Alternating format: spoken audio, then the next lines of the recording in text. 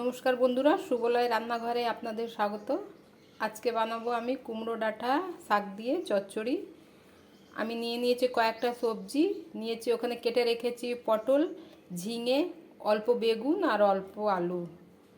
আর এদিকে নিয়েছি আদা বাটা, পোস্ত বাটা। আমি পোস্ত ড্রাই করেই বেটেছি, লঙ্কা গুঁড়ো, জিরে গুঁড়ো আর হলুদ গুঁড়ো। উনুনে কড়া বসিয়ে দিয়েছি, দিয়ে দেবো অল্প সর্ষের তেল। সর্ষের তেল দিয়ে এই বেগুনগুলো ভেজে তুলে নেব। প্রথমে দেবো অল্প হলুদ গুঁড়ো,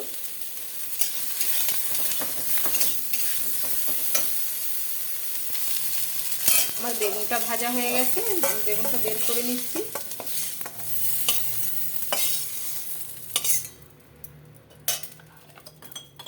দিয়ে দেবো আর অল্প সর্ষের তেল,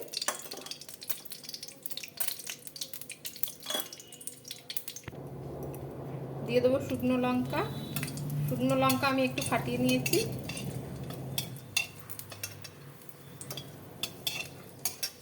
দেবো পাঁচফোড়ন,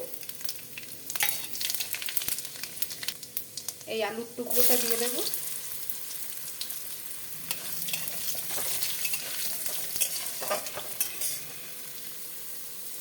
পটল আর পেঁপেটা দিয়ে দিলাম।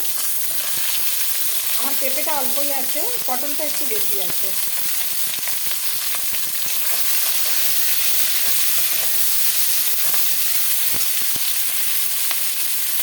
আমার সবজিটা ভাজা ভাজা হয়েছে, দিয়ে দিলাম ডাঁটা। সবজিটা ভাজা ভাজা হলো, দিয়ে দেবো আদা বাটা, দিয়ে দেবো মশলাটা, হলুদ গুঁড়ো, জিরে গুঁড়ো আর লঙ্কা গুঁড়ো আছে। দেবো অল্প জল।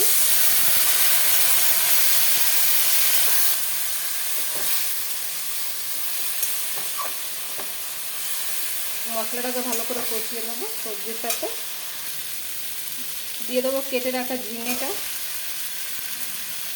ঝিঙে দিয়ে ভাজবো।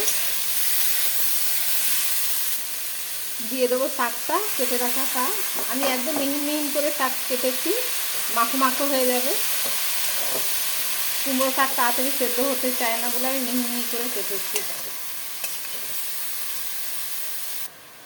দিয়ে দেবো স্বাদ মতো লবণ।